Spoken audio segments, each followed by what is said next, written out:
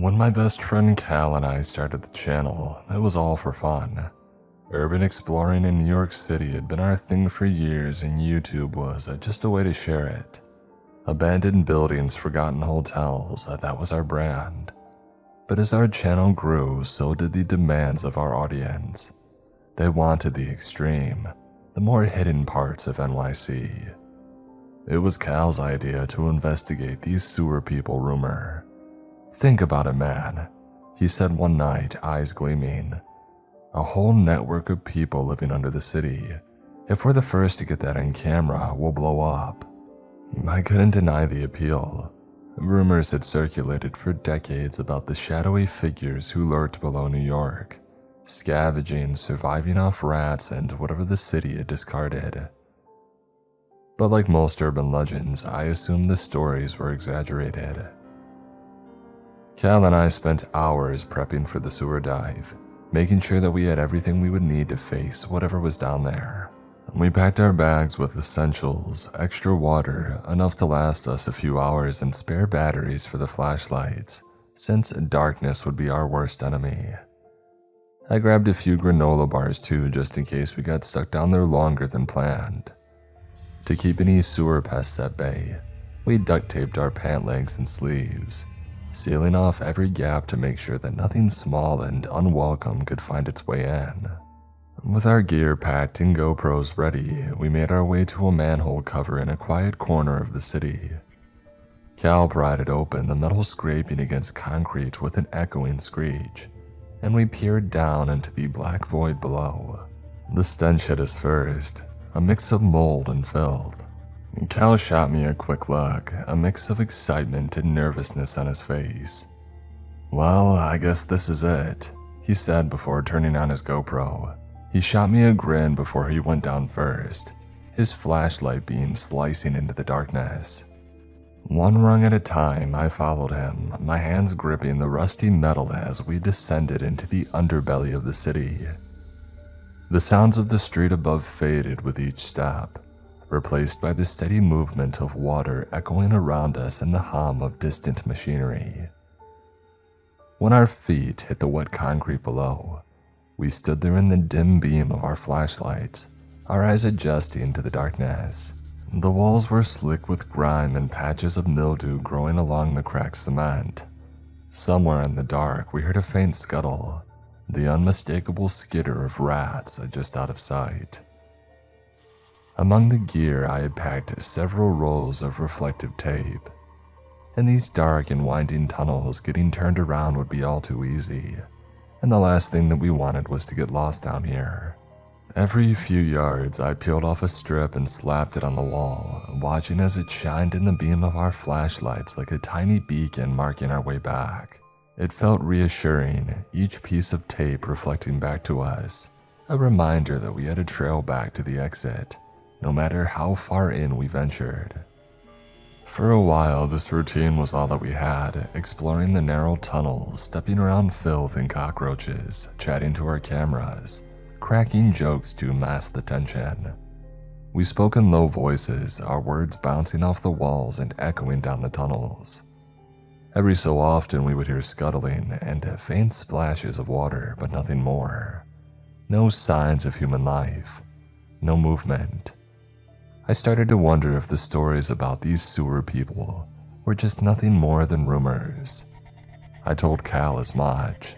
"I gotta say, man, I'm starting to think this stuff about sewer people is just bullshit." "Yeah, you're probably right.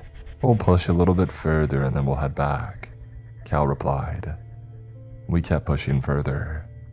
The smell had been bad from the start, but now it was clawing its way into my head, thick and unrelenting. Every breath felt like I was swallowing damp rot mixed with decay, the odor sinking into my lungs. My stomach started to twist and churn. I gagged, pulling at my shirt over my nose in a useless attempt to filter the air, but it barely helped. The feeling of nausea and claustrophobia began to take a hold of me. I glanced at Cal, who seemed focused, oblivious to my growing panic. I started to feel like the walls of the sewer were inching closer, getting tighter around us. My chest tightened, breath coming in shallower, and the concrete felt like it was pressing down on me. We were far away from our exit now, from fresh air, from daylight, and the reality of how deep we had ventured hit me. I wanted to turn around, to trace our way back to the manhole and climb out into the open air. I forced myself to take another breath, hoping that it would steady me, but all it did was fill my lungs with that choking, nauseating stench. "Hey, Cal, I think it's time we get the hell out of here," I said. Cal paused a moment, considering what I had said. I knew that he was fumbling inside his brain, trying to decide if we had gotten enough footage for a video. All right, yeah, let's go," he finally replied. Just as we were about to turn back, I felt something crunch beneath my boot. A sharp, brittle sound that sent a shiver up my spine. I froze, the weight of my foot still pressing down on whatever I had stepped on. "Oh, gross, what the hell?" I muttered, lifting my foot carefully and instinctively, shining my flashlight downward. The beam caught it instantly, casting a light on a line of severed rat heads stretched out across the floor in front of us. Each one was cleanly cut, like they had been sliced off with a blade, neat and precise, the way a cook might prepare a fresh chicken. Their dead eyes stared up blankly, fur still glistening with damp, white rows of teeth that gaped out of tiny mouths in frozen agony. And there were dozens of them, arranged in a long trail leading deeper into the sewer, like some type of twisted bread trail. Cal's light joined mine, and I heard a sharp intake of breath as he took in the scene. We both stood there speechless. A faint smell of something else joined us, a dead smell, something like sulfur. I felt my pulse quicken, a wave of nausea rising in my throat as I stared at the trail of severed heads. My mind screamed at me to turn back, to get out of here before whatever had left this realized that we were here. It felt like something that we weren't supposed to see. "We need to leave, man," I said, my voice coming out quieter than I meant. I glanced over at Cal, but he was still focused on the trail of rat heads, his flashlight sweeping back and forth. "Hey, we've seen enough. No video's worth all of this." Cal didn't respond right away. He just kept looking at the heads, and then finally he turned to me, his eyes intense. "No, we need to go further," he said, his voice steady but with a fire beneath it. "This is exactly why we're here. This isn't just some random mess. Whatever did this, they cut these off clean. A person did this." I felt a cold pit form in my stomach. I didn't want to know who or what would do that. "Cal, that's insane. People don't just..." I cut myself off, my words getting tangled. "We're in over our heads here, man. We don't need the video that bad." But Cal was already shaking his head, his eyes wide, his excitement slowly turning to obsession. "No, we do need to find it. Think about it. We actually found something, right? This is what we came for. We've been talking about this for months and now we have proof, man. This is the real deal." I opened my mouth to argue, but Cal was already moving, stepping forward. I hesitated. Every nerve in my body screamed at me to stop him, to pull him back, but I couldn't. Something about his conviction pulled me in, even though every instinct was telling me to run the hell out of there. I paused for a moment before following him further into the sewers. As we ventured deeper into the tunnels, I couldn't help but notice the appearance of the sewer began to change. The smell, while still overwhelmingly foul, had begun to change in subtle ways, less stagnant. The walls, which had been slick with grime and mildew just moments before, began to appear oddly cleaner. The thick layers of mold were replaced with smooth concrete. It looked as though this area of the sewer was more maintained than the rest of it. I glanced at Cal, wondering if he was noticing it too. He didn't say anything, but I saw the way his flashlight flickered over the walls, a growing unease creeping into his expression. We were no longer in the decaying, forgotten part of the sewer system, but in some other area, one that looked cared for and used.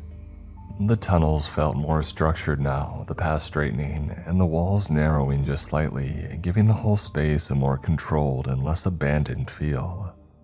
It was unsettling in a way that I couldn't explain. We kept moving, drawn by the hope of capturing something for the video, but I felt my nerves increasing with every step. The rats had all but disappeared also, like even they knew to avoid this area. The deeper we went, I started to notice something. At first, it was so faint that I thought that I might have imagined it. It was a low, rumbling sound, like the hum of machinery, a deep growl vibrating through the walls. I stopped in my tracks, holding up a hand to signal to Cal.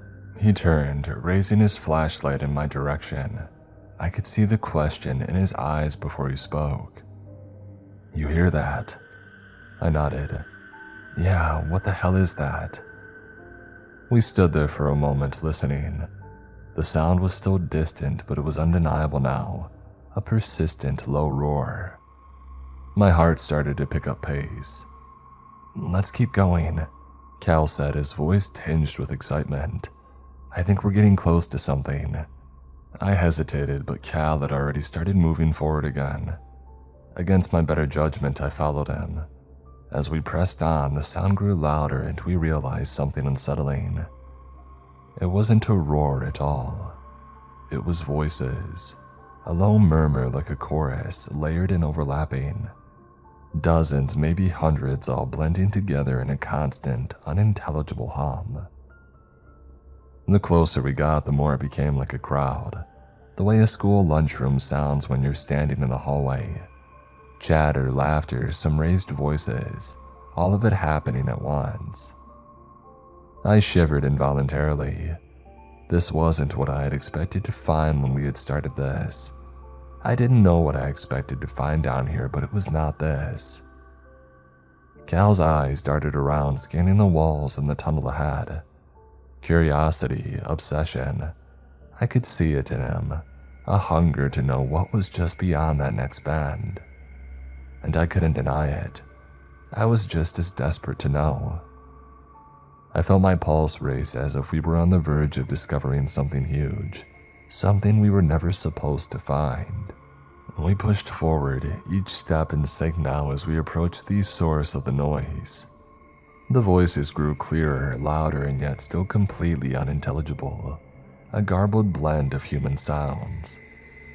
"Stay close," I murmured, the hairs on the back of my neck standing on end. We rounded a corner and the source of the noise came into view. I froze. My flashlight flickered in the dim light and I nearly dropped it. We had entered a massive clearing in the middle of the sewer system.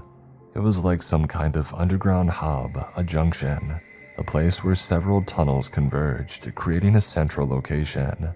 There were dozens, no hundreds of people. They were dirty, grime was smeared on their skin, their clothes ragged, some in nothing more than tattered scraps of fabric, others in what looked like makeshift clothes, pieced together from whatever they could find in the tunnels. Some had bandages wrapped around their arms and heads, others limped as they shuffled around the clearing. They looked wrong, hunched over, disjointed. Their limbs moved with jerky, unnatural motions like they didn't fully understand how to walk properly anymore. Their faces were obscured by the shadows, but I could see the glint of eyes that were too wide and too bright, like they had been adapted to the darkness. We didn't belong here. No normal person does.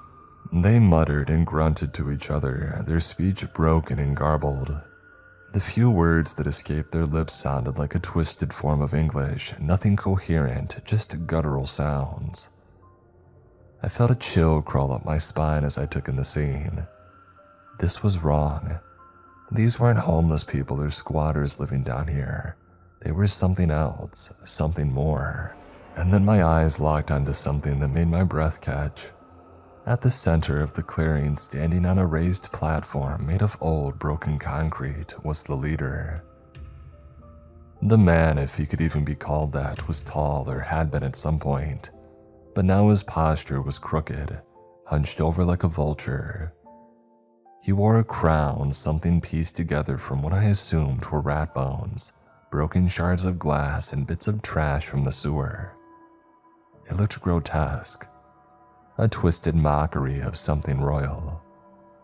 The crown was perched unevenly on his black, oily matted hair, but I could see the glint of his eyes as he surveyed the crowd, his expression calm, like he was the ruler of this entire underground kingdom.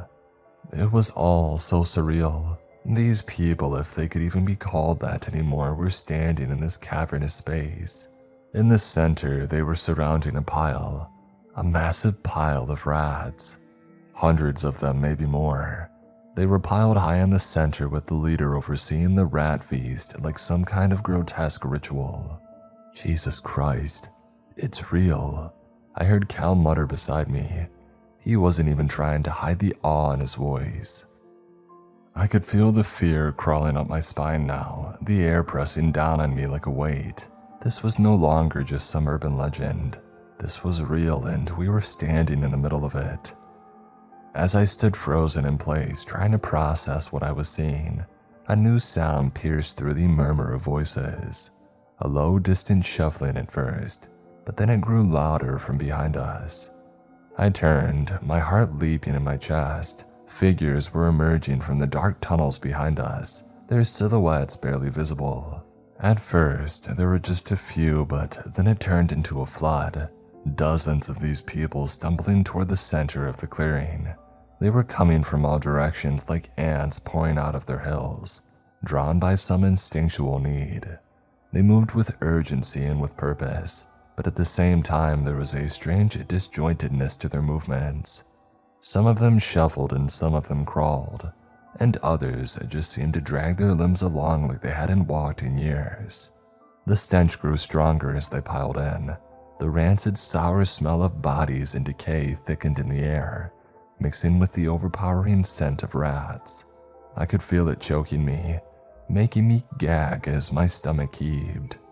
As the bodies poured in from behind us, the next thing I knew we were being shoved forward, pushed into the heart of the crowd. The smell was suffocating now, and I could feel my heart pounding in my chest as the noise grew louder. The voices of the sewer people mingling with a chorus of strange guttural sounds that made my skin crawl. We weren't just watching anymore, we were now standing in the crowd. We had joined it. Shit, I said, my feet stumbling as I was pushed further into the group. I felt hands brush against my arms, cold and clammy. I tried to push back to fight my way free, but the crowd was too strong and too dense. My flashlight bounced wildly in my hand as I was shoved again, deeper into the center of the clearing. People, things, limbs were bumping against me, pressing in from all sides, their skin slick and cold with grime. I could hear their breathing, it was heavy and labored, and the low guttural muttering as they moved past us. And then I saw it, the leader standing on his makeshift platform staring down at the chaos unfolding below. The glass and jagged rat bones in his crown seemed to gleam in the dim light. He raised his hand slowly, and in that moment, the entire crowd fell silent. I didn't know what it meant, but I knew that it wasn't good. I could feel my chest tightening, my breath coming in shallow gasps as I looked around. The people were all staring now, some with wide, hungry eyes. The king, as I started to think of him, raised his hand again, a slow, deliberate motion that commanded the crowd. His eyes flicked from person to person, and as if on cue, the crowd began to shuffle forward toward the massive pile of rats in the center of the clearing. One by one, people stepped forward, bent down and grabbed rats from the pile. They didn't hesitate, their hands trembling as they selected their prize, some ripping the poor creatures free from the heap like they were choosing cuts of meat at a butcher's stall. And then they turned and retreated back to the edges of the clearing, crouching down to wait patiently. A sick realization hit me like a punch to the gut. This was some kind of feast. My heart raced as the crowd shifted, pushing me closer to the rats. I looked over at Cal, but his expression was distant, his face flushed with something that I couldn't place. His eyes were fixed on the rats. I felt the crowd pushing me forward, and before I could even think about what I was doing, I was right there standing at the edge of the pile. The rats were piled high, some of them twitching, others limp, their bodies cold and stiff. The scent of death hung thick in the air, a noxious mix of decay and rot that clung to the back of my throat. I didn't dare breathe too deeply. Not now. I glanced around at the others, at the people who had already taken their rats, and saw that no one was looking at me. No one was paying attention. The last thing that I wanted was to be discovered as an outsider, someone who didn't belong. I couldn't risk it. And so with shaking hands, I bent down and I grabbed a rat. It was cold and stiff beneath my fingers, its fur matted and slick with felt. The weight of it was almost comical at first, like I was holding something that didn't belong in my hands. But I held on to it tightly, trying to ignore the disgust that bubbled up in my throat. Up close, the pile of rats was even more massive than I thought. It was a huge, a mountainous pile. There were thousands of them, more than I could ever count. Their eyes were wide open, frozen in a permanent state of terror, their little bodies twisted and mangled. I felt a shiver crawl up my spine as I imagined the horror of whatever had made them like this. But the people around me were all so calm, so unbothered by it. It was as if this was all normal. I could feel the tension building inside me, but I gritted my teeth and held onto the rat, walking slowly head down, back towards the edges of the crowd, just like the others had done. I couldn't let anyone know. I couldn't let them see that I was different, that I was scared, that I didn't belong here. I swallowed hard and forced my legs to move, my body stiff and rigid as I made my way through the crowd. The moment felt endless. Every step felt like a violation. I could feel the eyes of the sewer people on me. I could sense their gaze following me as I walked past, the oppressive weight of their attention pressing down on me. But I didn't look up. I kept my eyes fixed straight ahead, my hands clenching around the rat, my mind begging me to run. When I reached the edge of the crowd, I crouched down just like everyone else. I sat on the cold and damp floor, holding the rat in my lap, my hands shaking as I tried to force myself to calm down. But I couldn't. I couldn't stop the panic from creeping in. Couldn't stop my mind from screaming that I was in too deep, that I was surrounded by people who were no longer human. And yet I had just done the same thing that they had, picked a rat from the pile just like them. I knew that something was about to happen, something horrible, something that I wasn't ready for, but I had no choice but to wait. I sat there in the filthy, rat-infested sewers surrounded by hundreds of people who were no longer people. I hoped that this rat wasn't going to be the last thing that I ever saw. And then, with a guttural and broken voice that seemed to scrape against the very air itself, the king bellowed, "Eat!" The sound that followed was like nothing that I had ever heard before, like the gnashing of wild animals tearing at fresh meat, the sound of skin being shredded and bones cracking under the weight of a savage hunger. The crowd erupted in a frenzy. The rats, still limp in their hands, were immediately ripped open. Flesh was torn away in great and savage chunks, and fur flew everywhere in the dim flickering light of the flashlights. The guttural sounds of gnawing and tearing filled the air, mingling with the sickeningly wet squelch of flesh being ripped apart. I couldn't tear my eyes away even though I wanted to, even though every part of me screamed to run. But my legs refused to move and my body was frozen and paralyzed with both fear and disgust. I tried to block out the sounds, the images, tried to convince myself that it wasn't real.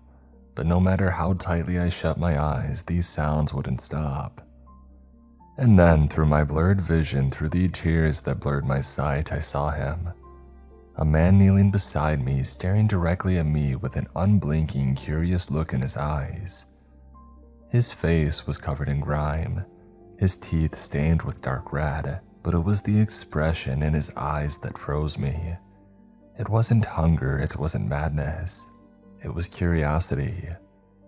A chill ran down my spine, and I knew then that he was studying me, trying to figure out if I was one of them, if I was a part of the feast. The realization hit me like a blow to the gut. My heart started pounding and I felt my breath catch in my throat. I had no choice, I had to blend in. I had to eat. I hesitated. If I faltered for even a second, I knew that I would be exposed. I couldn't risk it. Without thinking, without even acknowledging what I was doing, I leaned down and brought the rat up to my mouth. The scent of decay hit me first, the stench of rot, of death. I almost gagged at the thought of it, but I pushed it down and forced myself to swallow my pride and my fear. I tore into the rat. The meat was cold and rubbery, its flesh stringy and tough. My teeth sunk into it, but the texture was wrong, so wrong. I could taste the filth in the rat's skin, the decay that clung to its bones. My stomach lurched, but I forced myself to swallow, to pretend that it didn't make me sick. I could feel his eyes on me, the man beside me still watching as if waiting for me to flinch, to break, to betray myself. I couldn't let him see it. I couldn't let anyone see it. I kept chewing even though I wanted to vomit, even though I wanted to scream. The crowd around me was consumed by their own feeding frenzy, ripping, tearing, devouring the rats with an almost animalistic fervor. The sound of gnashing teeth and guttural growls filled the air, drowning out everything else. When I glanced back toward the man, he wasn't watching me anymore. He was tearing into his own rat. I knew that I had done it. I had succeeded. With everyone preoccupied with their meal, I decided now was my chance to escape. Crouching low, I made my way through the crowd, toward the tunnel which we had come. I tried to find Cal in the crowd, but he was nowhere to be seen. In a moment of internal conflict, I tried to decide whether to stay and look for him or whether to leave. Cal must have left already. He's probably already halfway back to the surface, I convinced myself. I tried to reassure myself of this, but it did little to calm the growing panic in my chest. Still, I knew that I couldn't stay. If I waited too long and if I kept looking for him, I would draw attention to myself. I had no choice. With a deep breath, I turned away from the crowd, my legs barely holding me as I crept back toward the tunnel. My heart raced, pounding in my ears almost louder than the cacophony of noise behind me. Every step felt like it could be my last, but I didn't stop. I moved swiftly, but as quietly as possible, my hands shaking as I gripped my flashlight. The stench of decay still clung to the air, mixing with the sickly metallic tang of blood. I could hear them behind me, voices, grunts, the sound of tearing, gnashing teeth, but none of it mattered now. The only thing that mattered to me was getting back to the surface. I didn't look back, I couldn't afford to, but in the back of my mind, that question still echoed. Where was Cal? Relief started to creep in as soon as I saw the familiar grimy walls of the tunnel again. My flashlight cast weak beams of light on the wet surface, and for a brief moment, it felt like I was back in the world that I knew, safe. I moved faster now, the echo of my footsteps ringing in the silence of the tunnel. The overwhelming stench of the rats, the blood, and the decay was fading with every step that I took away from the nightmare. I focused on the tape, the reflective strips that I had laid down earlier, each piece glinting faintly as I passed. The orange markings were a lifeline, a trail leading me back to the surface. My legs ached, but the relief of being out of that hellish clearing, the noise of the feast growing more distant with each step, made my pulse steady a little. Just then, passing by an intersection of tunnels, my flashlight cut through the shadows, illuminating something, someone. I stopped dead in my tracks. It was one of them, a child, a sewer child. They were alone. Their eyes were wide, bloodshot, their skin pale and filthy, the same ragged clothes as the others. We stood there staring at each other for what felt like an eternity. They didn't move, and neither did I. My brain screamed at me to run, but my legs felt like they were frozen in place. For a split second, the world seemed to hold its breath. In an instant, their eyes widened, their lips curling into something resembling a hiss. Without a word, without hesitation, they bolted, rushing past me with surprising speed. I stood frozen for a moment, the weight of the realization crashing over me. They were running back to the clearing to alert the others.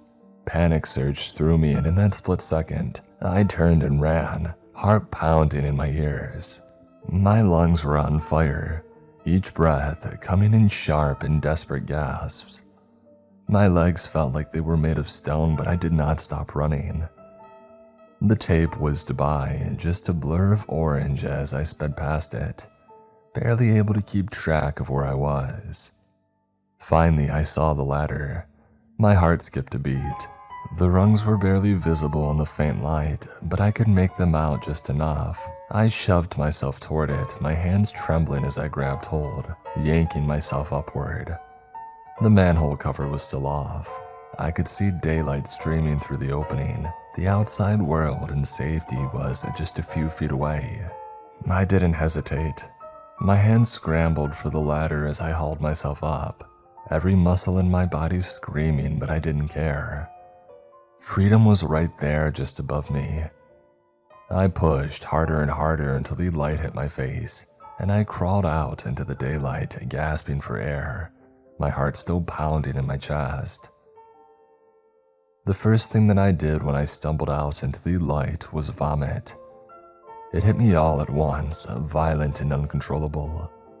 My stomach twisted, and before I could even catch my breath, the black, disgusting bile came up. It wasn't just any vomit, it was thick, putrid, and oily, like something from a nightmare.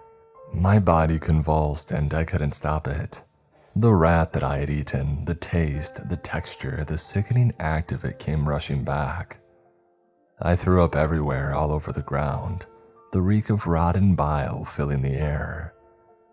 I barely had time to brace myself before it came again. It was like my insides were churning as if they wanted to escape my body entirely. The horror of what I had just done, what I had been forced to do, felt like it was coming out of me in waves. I looked around, hoping, praying that Cal had managed to make it out before me, but there was no sign of him. I waited outside of the manhole for hours, pacing back and forth, staring at the dark hole, hoping that he would appear out of it, safe and sound. But he never did. I went to the police, my hands shaking as I tried to explain what we had seen, what I had experienced down there. I showed them the GoPro footage, hoping that they would take it seriously. I thought for a moment that they might. A detective brought me into a room and watched the footage on my camera. They took the GoPro and assured me that they would take care of it.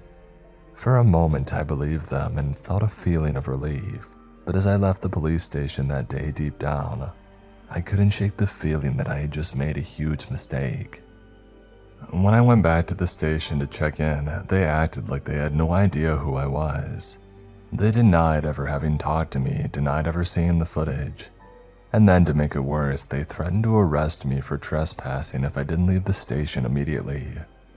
The footage, the evidence, it was all gone. They never gave it back to me. They covered it up and acted like it had never happened. Cal was reported missing, but they chalked it up to him just running away, maybe with a girl or something. He was an adult after all. I've never seen him again, and I know now with a sickening certainty that he either got discovered by them and met a terrible fate, or arguably worse, he's still down there, trapped, forced to join them, that he's now one of them.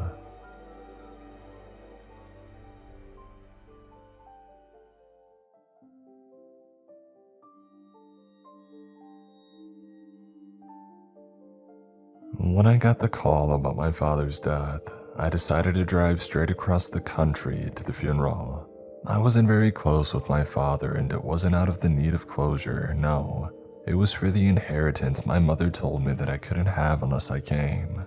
While I wasn't keen on the idea of seeing my family, I could definitely use the money. No need to overcomplicate things. Drive there, get in, get out. That was the plan. I was traveling through the middle of nowhere, Iowa when it happened. My Chevy began to sputter and my engine light began to blink. I cursed and I flicked on the emergency lights and I coasted onto the shoulder, my car coming to rest with a final pathetic cough. Grabbing my phone, I checked for service. Of course, there was none. I hadn't seen another car or a sign of life for miles. I recalled seeing a rundown gas station a couple of miles back and decided making the walk was my only option. Shit, I muttered to myself, stepping out of the car. The road was eerily quiet, the kind of stillness that made the hair on the back of your neck stand up. The wind rustled the corn, an occasional gust carrying with it a thick earthy scent. I locked my car and I started walking.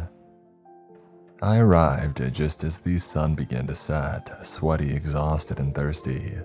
The gas station, like most things around here, seemed stuck in time. A rusty sign that read, "Harper's Fuel and Goods," hung above the single-weathered fuel pump out front. A faint buzzing noise came from the flickering open neon light in the window.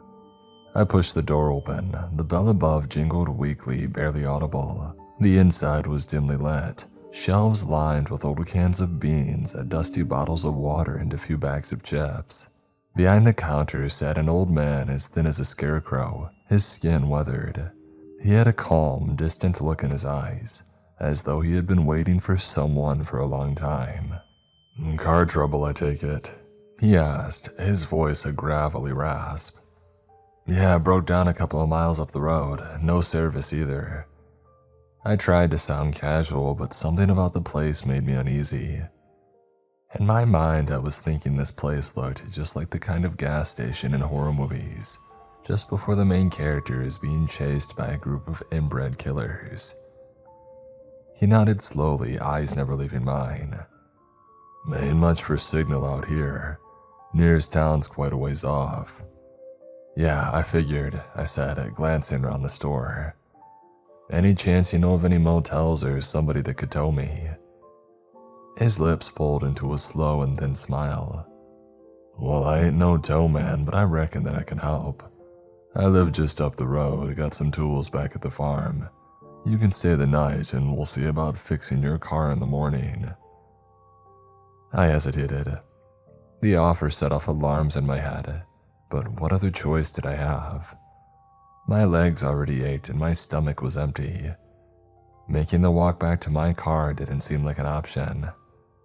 "All right," I said finally. "Yeah, thanks, I appreciate it." Frank's truck was old and rusted, the engine loud as we rattled down a dirt road.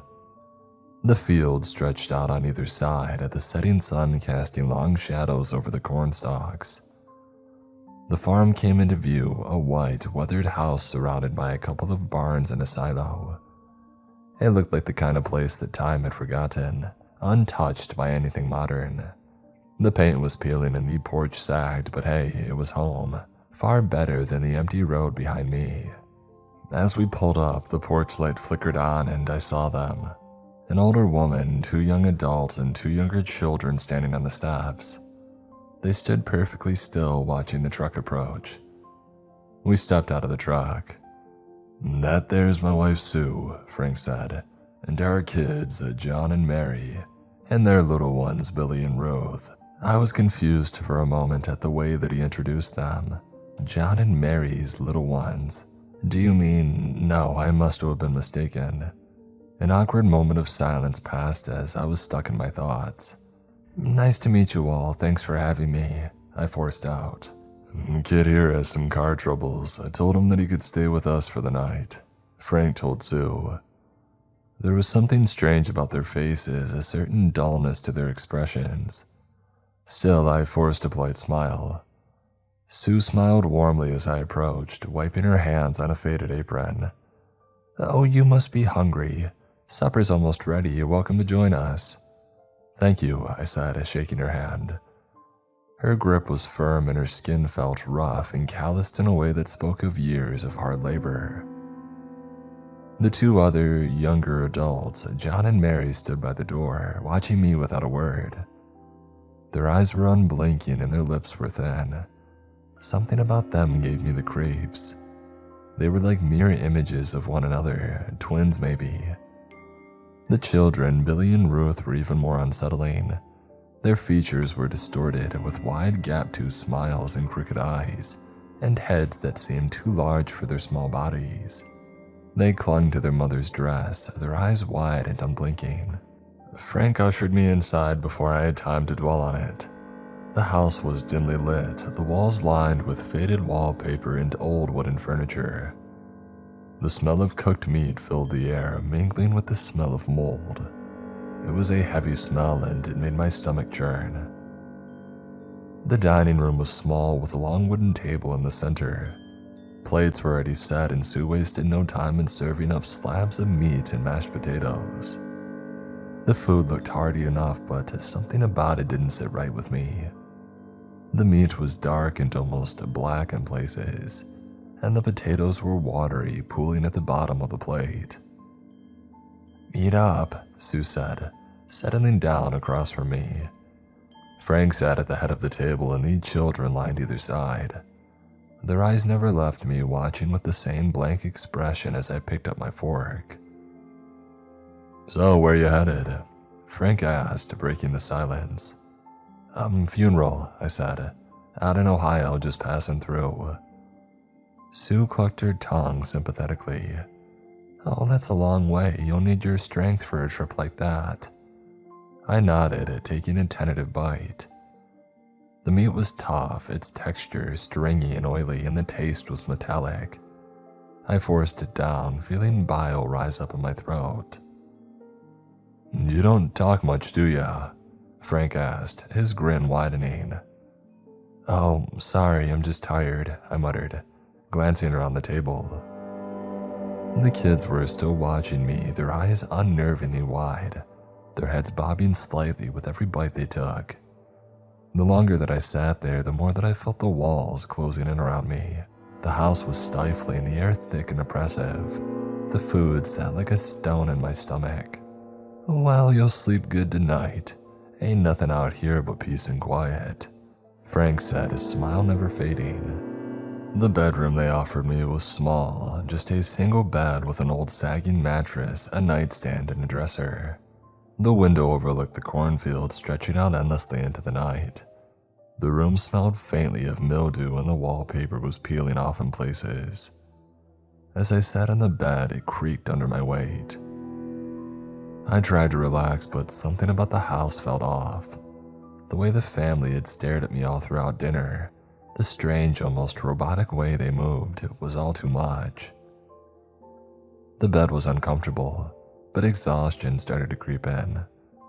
I lay back, staring at the cracked ceiling, listening to the sounds of the house settling in for the night. "I'll be out of here tomorrow," I reminded myself. And that's when I heard the door creak open down the hallway. I froze, listening as footsteps, slow and deliberate, moved down the hallway. I got up quietly, listening when I heard the front door open. I made my way to the window, peering through the thin curtains. Frank and his family were heading out into the yard, moving in a single file line toward the barn. The two younger children, Billy and Ruth, followed behind, their misshapen heads bobbing as they walked. There was something disturbingly ritualistic about their movement, a strange, silent procession under the moonlight. They reached the barn and one by one they disappeared inside. My heart pounded in my chest. Every instinct told me not to follow, but something stronger, some morbid curiosity, pushed me to find out what they were doing in there. I slipped out of the room, moving quietly down the stairs and out the front door. The night air was cold, biting at my skin as I made my way toward the barn, and the smell of something else, a decay, got stronger with every step closer to the barn. When I reached the barn, the doors were slightly ajar, just enough for me to peer inside. What I saw stopped my heart. The family stood in a circle around a crude wooden altar. Each of them wore the head of a cow. Real cow heads and not masks. The flesh was rotting and the eyes were hollowed out, leaving only dark, gaping holes for them to peer out of. The heads were stitched to ragged cowhide robes that hung off their bodies. The smell inside the barn was unbearable, the smell of rotting meat and death. But it wasn't the family that made my blood run cold. It was what stood in the center of the altar. This thing was massive, its body a grotesque fusion of man and cow. Its legs were bent and twisted, ending in hooves, but its torso was humanoid, muscular and covered in patches of matted fur. Its arms were long, too long, with fingers that ended in sharp blackened nails, but its head was the most horrifying part. It was part human, part cow, its face distorted and deformed. One side was mostly human with a bulging eye and a misshapen mouth that hung open, revealing rows of jagged and yellowed teeth. The other side was more cow than man, with a long snout-like nose and a single milky eye that seemed to ooze with pus. From the top of its skull protruded massive curved horns, slick with some kind of dark liquid that dripped onto the altar below. On top of its head was a large crude crown made of sticks and vine. It let out a low, guttural sound, a mixture of a moo and a scream that vibrated through the air.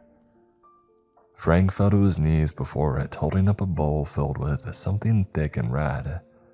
He muttered something under his breath, a chant that I couldn't understand. The creature leaned forward, dipping its monstrous head toward the bowl, lapping at the thick red liquid with a long black tongue. "Our king, tonight we bring you an offering," John and Mary said in unison. My stomach lurched and bile rose in my throat. I backed away, my breathing coming in ragged gasps, every fiber of my being screaming at me to run, but I couldn't move. The creature's milky eye rolled in its socket, and for a moment, it seemed to lock onto me. Its lips curled into something that resembled a smile, revealing more of those sharp and rotten teeth. I turned and bolted. I ran blindly through the dark, my feet pounding against the dirt path as I sprinted back toward the house. I heard the sound of the barn doors swinging open and the family yelling after me. My heart hammered in my chest, adrenaline surging through my veins, but I didn't stop. I couldn't stop. When I reached the house, I didn't bother with the door. I made a beeline for the truck parked in the yard, yanking open the door and praying that the keys were still inside, and they were. I fumbled with the ignition, my hands shaking uncontrollably. The engine roared to life just as I heard the sound of footsteps gaining on me. I didn't look back. I slammed the truck into gear and I tore off down the road, the tires kicking up dust as I sped away from that cursed place. I drove until the first signs of civilization appeared on the horizon, until I found a diner where I could stop and breathe. I never went to my father's funeral. Something about seeing something so horrifying and twisted made the inheritance feel irrelevant. Every night I dream of that thing appearing in my room and dragging me back to that barn. I'll never drive through Iowa again.